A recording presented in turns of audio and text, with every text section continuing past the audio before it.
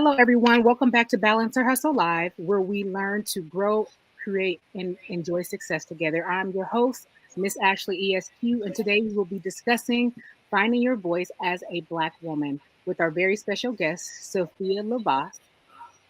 Lovasz. Sophia is the founder and CEO of a company called Simply Visibility, where she focuses on the expertise of blending storytelling and product-based businesses.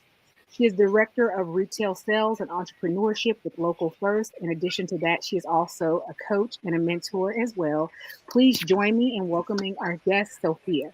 Thank you.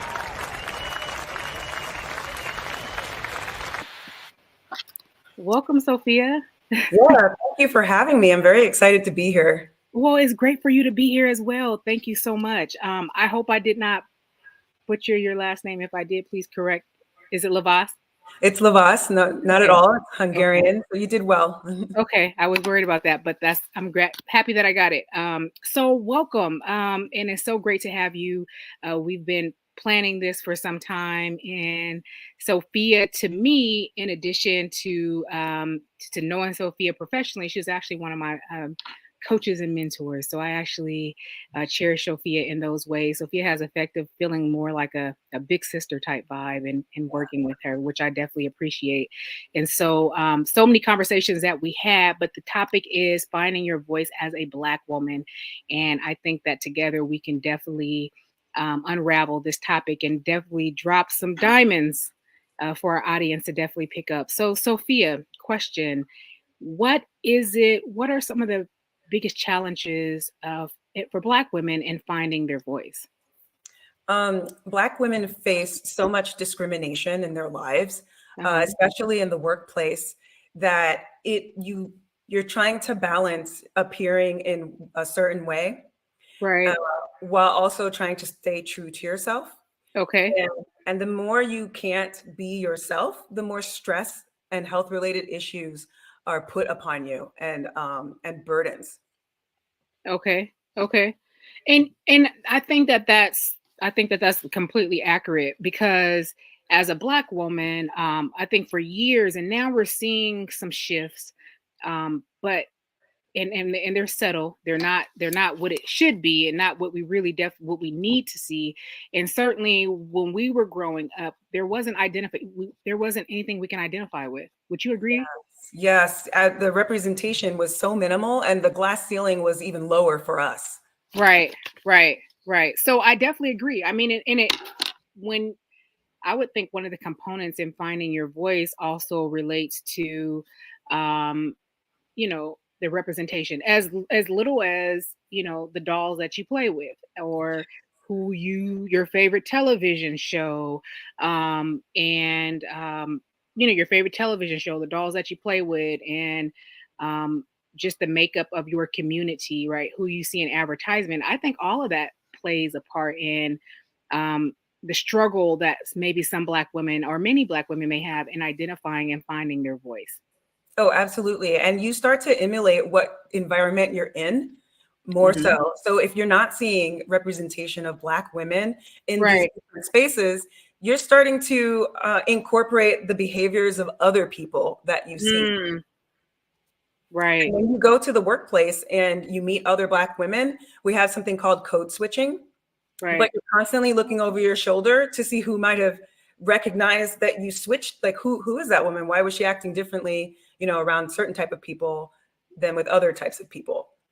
And that's where it comes from, like what the representation was around you when you were growing up during your impressionable age. Right. I think that's very important. So code switching. So is that like when you're around a certain group? So you're saying when you're around a certain group of people, you maybe assimilate and act more like maybe what they expect of you, or who they expect for you to be. And then when you're around, let's say, another set of friends, or whether it's at work, you're a completely different person. Like, for some people, they might say, hey, you're acting brand new, right? Like, who's Yeah. And you know what? It's exhausting, right? Right. Because you're trying to keep up with this, and neither of those two worlds is your actual self. And you get lost in that. Right. Right. No, I think that that's really really good because I think that's a lot of our reality. A lot Hmm. of a lot of our reality. And I understand though. I think at work in comparison to who you are with your friends, I think you should be two different people. Oh, Right. absolutely. You know what? We're always battling. We always have different identities depending on who our audience is. And we are Right. slightly different as a son to our parents, right? As we Right. are with our friends or with a teacher or with a coworker or the boss. Right. We're different versions of ourselves. But if we can't really capture our essence, that remains the same, right? Our character remains the same. Our moral standing remains the same. Um, Right. but we're still pretending to be someone completely different sometimes at the workplace, specifically because we are seen as the stereotypes, right? The Right. loud mad black woman, the Right. whatever those microaggressions that we've been receiving, then we play into that because we don't want to be labeled, so we minimize being ourselves so that we fit into these places. These people are in control of our incomes too, right? We want to get Mhm. promoted. We want to we make everybody around us be more comfortable, but Right. at what cost? Mm. I like that you said that when we work to make everyone feel more comfortable with us or us being in the room, but we're losing ourselves in the process, is what I hear. Like Yeah, we're the most uncomfortable person in the room while we're making everyone else comfortable with us being there. That's deep. Don't you think that's like really it's really deep, and unfortunately, we're really good at hiding it, and it's really unhealthy. It eats away at us. right? Right. No, I think that's excellent. I think that's really good. Yeah, I think in corporate, I think that's pretty common. I mean, and I think wow, I think that's really good. There's just so many things that I have to like. I think we just need to stay here for a minute because that's Oh yeah. really yeah. Because I think we lose ourselves in the process of making other people comfortable with us being in the room, but in the process, we can't identify our own voice and we can't speak our truth because Yeah. we're afraid of who we're going to make uncomfortable in the process, Yep. um, or like you said, and then the result of that may feel like, hey, I may not have my job opportunity, or I'm going to lose some type of Yeah. future financial or beneficial opportunity, or just beneficial opportunity for my career if I just speak my truth. Um, I mean, one time I remember an executive told me to wear my hair down. Some very subtle things. And this was like 20 years ago. So mhm. at the time, I didn't think anything of it. But looking around at what the other women looked like, what that executive was telling me was that I can be more acceptable if I look and sound like everyone else. So everything down to the language that you use and your tonation. Right, right. So this is really good because you often find that there's a lot of black women who's been able to bust through corporate America, go through corporate America and rise to high ranks, but at what exchange? Right? Hmm. And it sounds like not everyone, right? But it sounds like it might be an exchange of losing your voice and you're having to be someone that you're really not, that you're not even comfortable with being during the process of it. But I have a similar story in working not in corporate well, it wasn't in corporate because I was an independent contractor, but working, I've been told to, just be more like us, things that were like, I mean, basically the same thing, but like correcting me from standing on my truth and correcting me um, from elevating my voice in a professional way, kind of putting me back in my line. You're a nice girl, and I think you're heading in the wrong direction. Especially Oh, when yeah. you're speaking out about some of the social and economic issues that we are experiencing within the minority and Black communities. It's like, no, we're not ready to have that conversation. Just stay in line. And so I absolutely I've experienced that. Um, Yeah. The stay in and line conversation is so deep because I've received feedback from other Black women uh huh, in how I've decided to show up on social media as myself. right, And it's hurtful to hear that because their intentions come from a great place. But I had an executive tell me, a Black woman tell me, I wish I could behave how you behave on social media, but I can't do that because I meet with executives all day. hmm, And And it was interesting because I too meet with executives all day behaving the way that I behave, which is my authentic self. Right.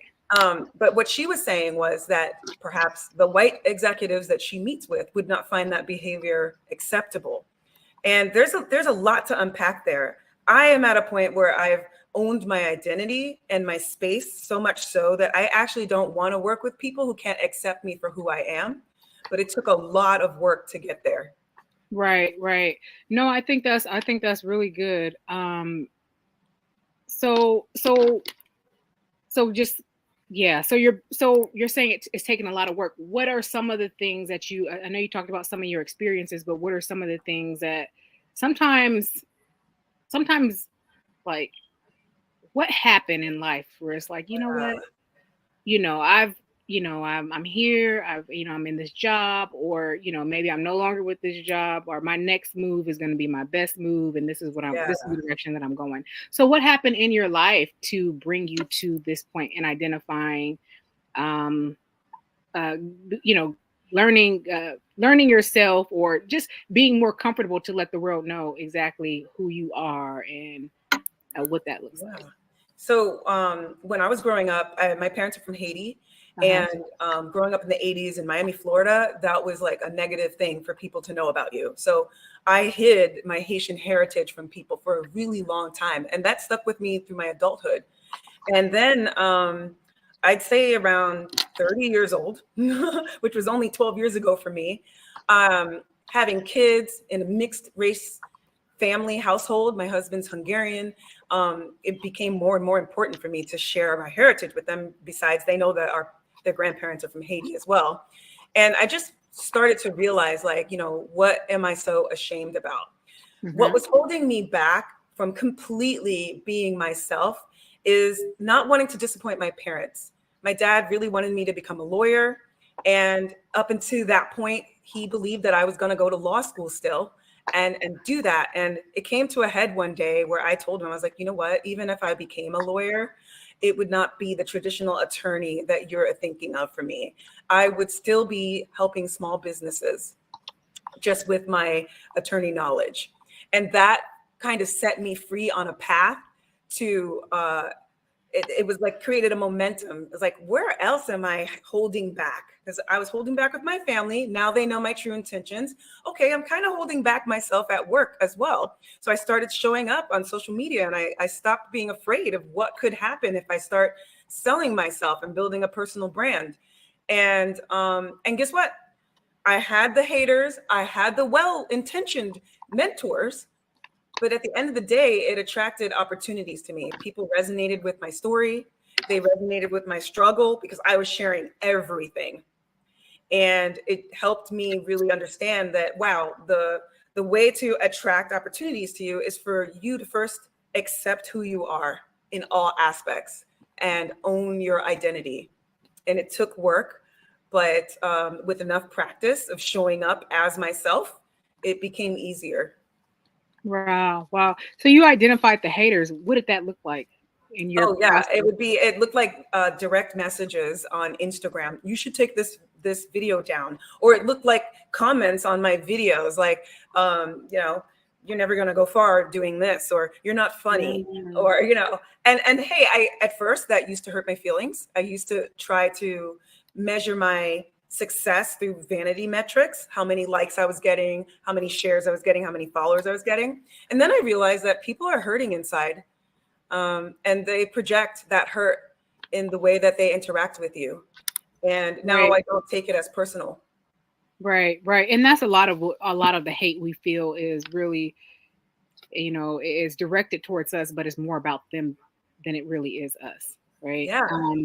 So so do you feel like in your um emancipation of your voice as a black woman, do you feel like has it become easier, like 2020, it was all this, we saw this big boom in diversity, equity, and inclusion. We saw so much happen where it was like kind of shame on America, Yeah. for waiting hundreds of years before ever really addressing the true issues of this country. And still, it's still a lot of work to be done. But do you feel like it was easier? And I don't know at what point, you felt like in finding your voice, but do you feel like it was easier as during that time to, Oh, wow. the timing, I don't know what time Yeah. it was, but I'm just Yeah. going back where it was just like, I know a lot of people that I'm close to just like, forget it. This is who I am. If you like Yes, it, that happened to me too. and 2020 was it for me. I mm, wanted the company that I was working for at the time to take a stance on anti-racism. And I right. made a comment in a public forum within our company intranet, and it was crickets. And I Mm, realized, I was like, that not only is disgusting and cowardly, but um, more Black women need to show up in digital spaces so that we can motivate and inspire other Black women to break free and do the same. And so right. 2020 was it for me. That's when I started practicing in front of the camera. I started using Snapchat so I could practice posting videos and it goes away in 24 hours. But yeah, 2020, that was mine. Yeah, I think 2020 became easier for a lot of people just to make a stand.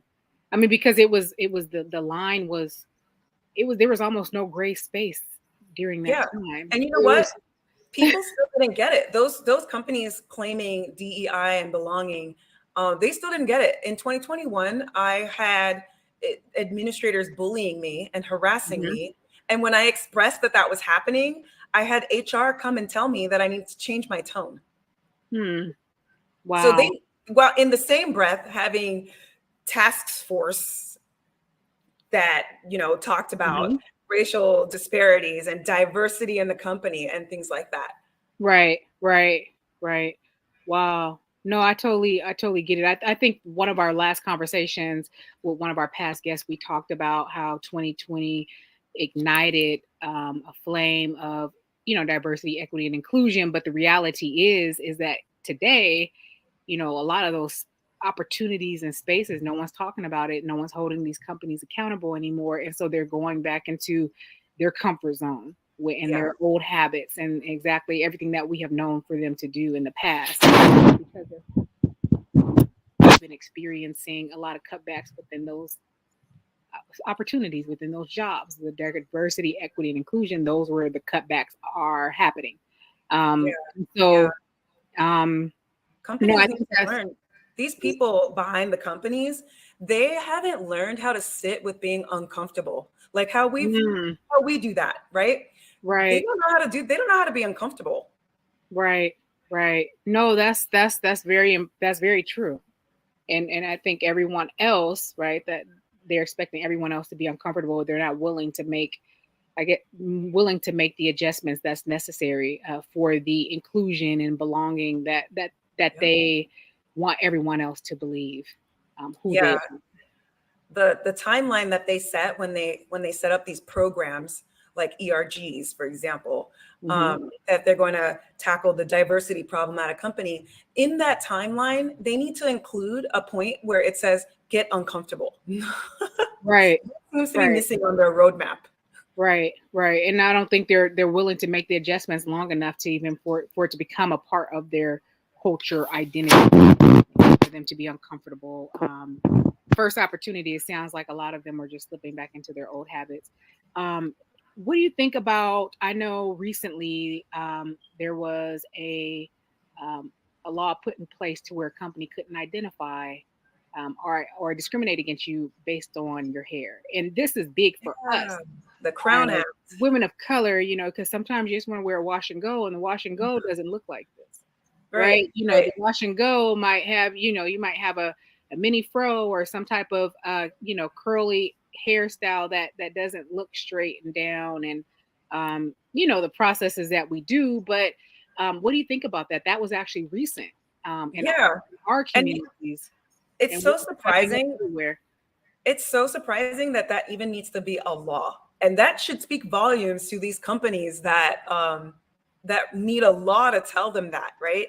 Right. Because in elementary and middle schools, the athletes in those schools are still getting discriminated against because they have dreads, Mm, and so these things are so nuanced, and honestly embarrassing that we have to have a law in place that regulates the type of hairstyle that people can wear, and specifically Black women, because that's who it's Right. affecting.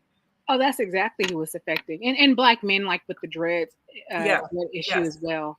Um, and you know, like the biggest issue is, well, we're just wearing our hair in our natural state, right? And you It's a know, so problem for us to just exist. right, and that's it. And so it's just like, okay, well now I have to straighten it or do this to it you know, straighten it, or what is it, fried, dyed, and laid to the Yeah. side in order to Also, be we accepted. have such a different in cultural approaches, right? Like Mhm. maybe in some cultures, like in the American culture, hair doesn't really play a big role, but in the Black culture, it does play a big part. It's a part of our culture, in Right, and how we show up in spaces. Our hair tells lots of stories, right, and just recognizing that it is okay that we are different and that we show up in the same spaces differently. That needs to be embraced. right, right. No, I absolutely. And even too, we're talking about hair, but I remember reading something where Jay-Z was saying, you know, I go into the boardrooms and I don't switch up my voice to sound different, or, you know, soften my voice to um to make everyone else in the room comfortable. And I actually love that he said that, because oftentimes we see that, right? Where it's just like your voice is, you know, the pitch and the elevation and, you know, changes depending on your environment. But I actually was really happy that he said that. You know, as a Black man, he's owning his truth as a Black man, and however the depths of his voice is just that, and you just have to accept it. Right. Yeah. It Yeah. doesn't change the value of the contract. It doesn't change the value of the negotiation or the conversation. You know, if there's any shortcomings in the individual that on the recipient, you just got to learn to deal with it, because this is just my truth as a Black man. I mean, that's what I get when I Yeah, heard no, same. And you know what? I think that's a great point, person to bring up because he spent years building his own personal brand yeah, before the term personal brand existed, right? right, And that's what that comes with, that type of confidence. right, Show up as yourself. right, right. So I know, in owning your identity, let's just do a quick recap. So understanding, you know, your truth, you know, understanding where you come from, and being okay with it. And actually, I'll say this: I was watching a girl on YouTube, and she was on break, and she was eating roti. Um, and so she goes on to say, you know, back in the day, working in Soho, I would have never brought roti to work. You know, I would have been ashamed to bring it to work, and I would have never brought it to work, because here I am in Soho with all, you know, with whoever, you know, all these other professionals, and I would have hit that part about my culture. Today, you know, it is what it is. I'm having roti for lunch. I might even offer you some, or maybe not, because it's so good, right? And I want it all to myself. But I love that she said that, because you can actually see the growth and even her own struggles, Yeah. and who she is and who she has become in her struggles of the past, and how even as a woman of the Caribbean, she felt suppressed in America, and actually in a city like New York, to, you know, hide her culture. As diverse as New York is, she felt Mhm. that was necessary. And I was like, wow, you And know, so much of that comes from the students that she went to school with making fun of those types of things. These She picked up on these subtle ways right, that, and that comes from the households that those students right. were in, and the lack of diversity and representation on TV and in toys and in everything else that they saw around them. Right. Right. No, I absolutely agree. I absolutely agree. I think it's all of the above. I think it's everything that you mentioned, from school to the representation from the people that she's been around, and how they've made her feel about her truth and her diversity and her culture. And so, definitely important. But I loved how you owned it and you moved forward. I would definitely say, and I'll say the same thing as just a little fun facts about me for the audience. I know you guys are learning more about me every episode, because I share a little bit more. Um, you know, grew up in a Black family, a Black American family, but actually grew up in a suburban area, to where I was like one of maybe 100. right? And so we were actually the only Black family in our neighborhood. Okay. And so, and you know, if we were walking or jogging, like we were the only ones there. You know, they could probably pick out exactly where we lived because there were no other Black families within our community. And so I actually went to ASU, and ASU, when I went to ASU, I don't know all of the demographics and the numbers of what it is today, but I remember sitting in the class of like 500, and there were about four other individuals that were Black, and it was a mixture of male, co-ed, male and females, maybe about four or five, but there wasn't a lot of us. And so Mhm. that was actually familiar to me because I went to a system or a program or life prior to going to college that was we were very limited as far as diversity. And so definitely definitely making sure and coming from a community like that, there's not a lot of um strong culture that embraces the Black community because there's no one there to promote it or to establish it. And so there wasn't a lot of um diverse activities or diverse organizations. Actually, I think I started at my high school, I started like a step club. And then all the Black girls joined, right? It wasn't a lot of us, but the ones we started a step club to help create that environment, to create those diverse experiences that maybe we saw on television, or maybe, you know what, I'll speak even more precise. Maybe we saw like on Moesha or some Mhm. other type of show, or things that we have experienced or things that we know that maybe our cousins who lives in the city and this is what they're doing, right? Yeah. And so that's a little bit about me and my experience, but I think that this is a really good topic because I think a lot of us struggle. And I think as we elevate, I think it's so important to make sure as we elevate in life and whatever community we decide to raise our children, that we give them the culture and the value, and help them stay strong in their voice and their truth Mhm. as they grow, because we know how important it is. And I think my parents did a good job of that. And I think once I got on my own as an adult, I think I grew more in my Mhm. own voice and identity, and as a Black woman.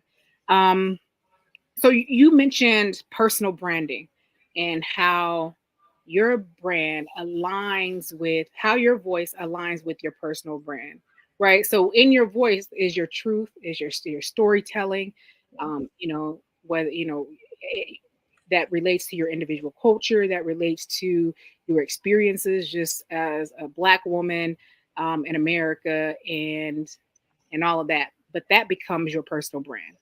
Oh yeah, and I posted something a year ago on LinkedIn that went viral, and it was about how unprofessional I had been the first 41 years of my life, and Oh, um, and it listed out what I considered to be unprofessional based on the okay. standard of professionalism. And then I went into what makes me professional, and it had nothing to do with the standard of professionalism. What makes me professional is me standing in my truth and showing up as myself proudly. So, in my personal branding, being my silly, goofy, funny, and uplifting self is non traditional in a professional setting.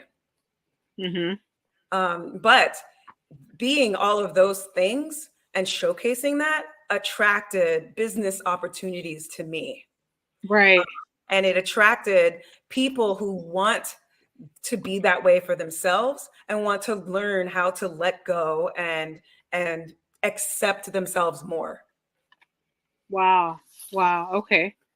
Um, so I keep up with you on social media, and we're gonna drop her social media so you guys can see exactly what she's talking about. Um, like you're a lot of fun on social media. Like I'm scrolling through reels, and all of a sudden Sophia's like dancing and just having a good time, or just a lot of fun, or just saying something that just kind of gets is funny and it kind of gets you thinking at the same time. So good content. I love Thank your you. content. Thank you. Thank Um, you. and so so you're saying like, and even the the the breakout of you and owning your identity, and just just being your fun, silly, fun loving self, you've been able to attract brand deals. Yeah. So to back up a little bit, I was in collegiate retail for 20 years, selling spirit merchandise at college universities. Okay. And in 2020, I was at the Arizona State University bookstores.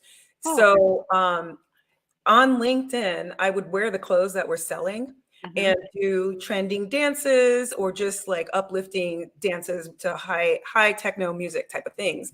And it would drive traffic to our website. So I started to recognize that even though LinkedIn still presents as a very corporate-y, dry, mild place Uh-huh. where it becomes an extension of your workplace, but online, there was an audience that was waiting to be uplifted in the middle of their day with some nice music. And oh, she happens to be selling clothes from where I went to school. Let me go support her. And Right. in doing so, I grew a following of people who just liked me. Yeah. And it didn't really matter what I was selling. But if you happened to be an ASU alum, you were like, oh, can I get that on the website? Mm. And so that is where my personal brand started. I recognize social media to be a very negative place. So I wanted to put out more positivity. And so I just blended that need to be more positive and be funny for people and uplifting with whatever my job is, right? Which at the Mhm. time was selling spirit merchandise, and blended the two together. But that has also led to other areas. I built an audience on TikTok. It's got about 95,000 followers now, of my experience in the autonomous taxis that we have here in Phoenix. Right. My personality is in those videos as well, but it attracted every like news. I've been on every news station. I've had an article in Mashable, CNN, radio shows. The CEO of Waymo came to my home and we did a ride along together. And this is a Google owned company. And none of that would have happened if I wasn't willing to put myself out there and with my personality. Mhm. I think that that's important. I think oftentimes, also with owning your voice, a lot of times you feel like you have to be confined to just a box, right? And then like you can't be yourself, you can't smile too much unless they won't take you too seriously, or Yeah, you yeah. can't have fun. You can't be, the life of the party or just who you are. And I love that you have done a really good job of building your brand, maintaining your professionalism, and having fun at the same time. And I'm gonna, like I said, I'm gonna post Sophia's information at the bottom so you guys will see exactly what I'm talking about. But it's all of that in one, and it's just good content. It's just a good time. It's just really, really positive, and it is very uplifting. Like, I'm like, what did she just say? Let me rewind that. Let me watch that again. Did she just say that? And sometimes I'll comment, and just kind of get the conversation going. But I love that, because I think oftentimes we feel like we have to be very buttoned up. And I'll say this about even the legal profession. I mean, even more so, we feel like we have to be very buttoned up for our clients and how they view us in representation. We want them to believe that, maybe we're stern and we're a stern advocate, and we're tough. And as women, we feel that even more so, that we have to present ourselves as tough. And so a lot of times we take down from our femininity as a woman to wear certain things that may be very uncomfortable for us, Yeah. right? And so I think that that's the truth. A lot of the times we may change our voice in order to be perceived as however they feel like we should be perceived as a woman, and then also as a woman of color for our clients. And then let's say if you're in court, of course, the jury and the judge. Um, and then oftentimes it's just so many different components. So I think even professional women, and then at me as an attorney, I think we experience this every single hour of our day. And a lot of times it just keeps us in a box where we can't look fun, we can't show our humor and our personality, because it makes us look weak as women. Yeah, um, and this is why representation is so important, right. because we've been conditioned that the male way of being an attorney, for example, and the Right. look and sound is the most credible, Hmm. because of that's what we saw in media on Right. crime shows. That's what we were always surrounded by. Right. Right. Matlock, right? Mhm, Like all the mhm. court And Perry shows. Mason. Yep. I And grew up all the on Perry court shows. Mason and Madlock. Yeah, Right. exactly. It Exactly. wasn't until what, Olivia Pope, where we started to find a little bit Okay. more. Yep. Yeah, but then we have someone like, for instance, like Hillary. Clinton, she wears pantsuits. I actually prefer wearing dresses. So that's all a part of even our voice as women. And I know as women of color, it goes deeper than that, right? Because we bring our culture and ways that some people may not be able to understand with us as a woman and then a woman of color into the corporate place. So yeah, absolutely. I think this is this is all good conversation, and I know our audience is enjoying it because this is what we go through on a day to day. And I'll tell you, it's definitely a struggle for me in the way that I present myself, because I do want my clients to see me as someone that's professional, that can handle their matter. um me wearing bright lipstick, for some people that may be unprofessional, and there's still judges today that you may know, you might find a little bit more favor with this judge because he's so old school and tradition. If you wear opaque stockings, or if you come in a suit or a black suit, or that's just his way. That's just the Wow. unspoken rule about a particular judge and how his courtroom is ran. So this is something that we deal with day in and day out, not just 30 years ago, but even today in 2023. That is very layered, what you just said. The Unpack it. control problems that people in authority have. Wow. Right, right, right. Even, I mean, it's very similar though to the boss saying, like, straighten your hair. Yep. Oh, very, very much so, because you're not that's not the time and place to now have an impassioned speech about why that doesn't matter, how that doesn't change the value that you bring to the table. Right, right, definitely. So I think all of that is excellent.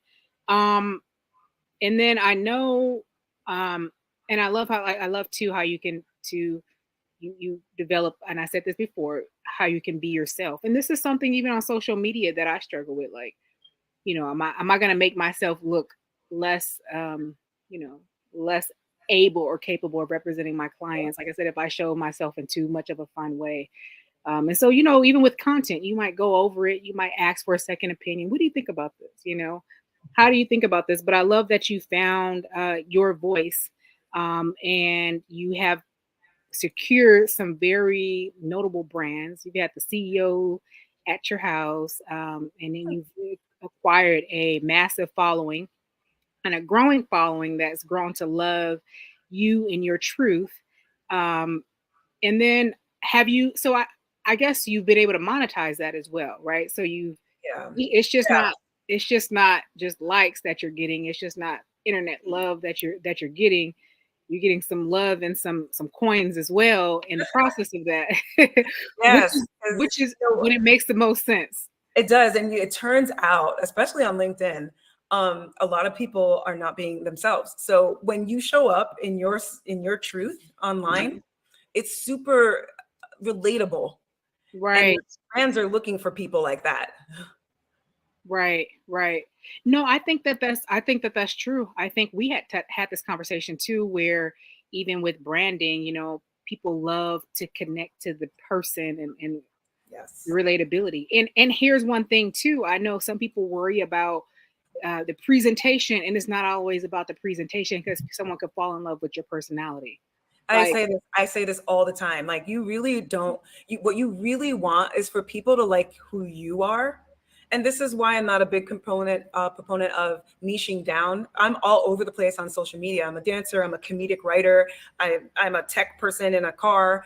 mhm, I'm a leader who talks about lessons and failures in entrepreneurship. And but really, what you fall in love with is the fact that I'm all these different things and that I have a personality. Now, when I'm right, ready to sell something, you're just gonna want to support me. right, right. So that's a gem for our audience who is on social media. Sophia is just like a expert in this area, so I hope you're taking notes with all the things that we said. And like you said, as you grow and you learn, as someone grow and they love your personality, that's the person that they support. And two, I think one struggle too, social media for so long had been luxury social media. Like, let me show you, my $10,000 water bottle, or, Yeah. or I'm wearing this purse, or let me rent this car for, content day so you can believe that I drive a car that I really don't own, Yeah. or I've even seen it to where people are sitting in these seats that looks like they're in a private jet, but Hmm. it's like a prop. It's like a stage. You know what I mean? It's like a backdrop. So I was like, Yeah. wow, it's that serious out there. But People took entrepreneurship to a whole nother level, creating right, companies to help you be fake on social media. right. But one thing that I think that you do well, and I mean, you live a great life, but it's not about. What do you think? Do you think it's about all of the $10,000 water bottle? Oh, Um, hell no. You know how hard that is to keep up with? Those people right, struggle to keep up that lifestyle. This is another reason why I think it's much better to go into this with being yourself. right, So it is easier to keep up with just being yourself and to create content when right, you don't feel pressure to mhm, maintain some type of lifestyle that you pretended to have. So right, you'll see me in my robe in some of my videos that I'm being funny in. You'll see me without makeup in some of my videos. But if I felt the pressure to always have to be glam, I wouldn't be able to put out as much content. So I am like my raw self most of the time in my content. right. No, I think that that's excellent because um I think that's true. Sometimes you might have bedhead, but it's just like we're getting it just as it is, but that's what we love about it because we all have it. We all don't have the courage to film or to tell us what you're thinking in that moment when you wake up and want us to know, and we love being there with you during those times, and I think that that's very important. I'm happy that you mentioned that because there are so many people too that's looking to create their brand, and if they wait in the process of Yeah. perfection, if I once I get this new car or once I get a new apartment, once I do this, I'm going to start. That's not what it is, right? It's just start. Oh, wow. I We gotta actually tell love the people. process of growth. I have to say, I started with an iPhone 5S a couple of years ago, and that was my excuse for a long time. I also didn't like how I sound on camera or how I looked. I feel like one eye is shorter than the other eye. Like I found all types of things, Right. flaws. But it really just requires, once you've accepted who you are, right? Practice. And even if you just take your phone and record videos, but don't post it anywhere, just so you could practice. It's like a muscle. You'll get more comfortable doing it. You'll figure out your style of speaking. You'll figure out if you like a script or not. You'll start to learn the different ways you can use your phone to edit videos because I do everything in my phone and I pay for no additional apps. Everything is native within the apps. And Okay. after a while, you get that practice, and then you join some communities where people are talking about this kind of stuff, and you pick up on little YouTube videos on how to do it a little bit better. But still, it's just Right. on your phone. Right. No, I think that's excellent. I think that that's excellent advice. I think there's so many people that are just waiting to start and don't know how to start, don't know when to start, but just start. And it's not about the perfection. And actually, like I was saying before, we love the process of growth. Yeah. We love the process. There's someone that I've been watching her transformation. Like we love that. We love, going through the process with her from her before and after. So if that is your story, definitely just start. And then as a Black woman that's identifying your voice and being your true authentic self, it can be very rewarding because one thing for sure, when you are comfortable in opening your voice, there's so many gems that we just you're just dropping diamonds all over the place that someone needs to hear from you. Yes. Someone needs to see you, someone needs to hear from you, and there's no question that you're going to be dropping diamonds. And then also the seeds that you're going to plant and being your authentic self are priceless. The seeds that you're planting in other people's lives, or seeds that you're planting for even upcoming and future generations, like we need to see you, we need to hear you, be encouraged to just open up, so then that way there's other young Black women that needs this. And so I hope that we're all encouraged by this conversation. And then Sophia's saying some good things as well, like, hey, you can monetize this This You can actually monetize being yourself. voice. You can make some, you can monetize it as well, because your voice and your content is also needed while you're building your brand as well. Is there anything that you'd like to add? No, this has been a great conversation. Thank you so much for having me. I can't wait to listen and watch the replay of this, actually, so I could take some notes from this conversation. You've been dropping all the gems. I think I'll tell you guys, Sophia is just wonderful. Like I said, I'm going to link her information down at the bottom.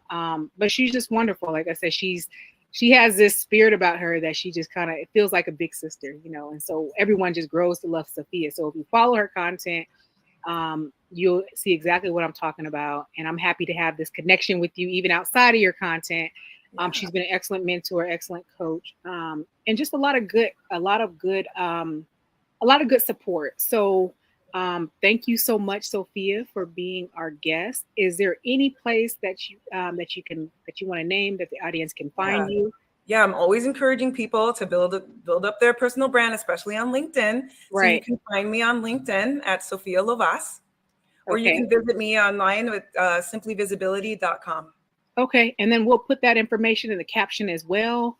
Thank you guys so much for joining us here for another episode of Balance Her Hustle Live. And until next time, be encouraged and remember to create, grow, and enjoy success. Thank you.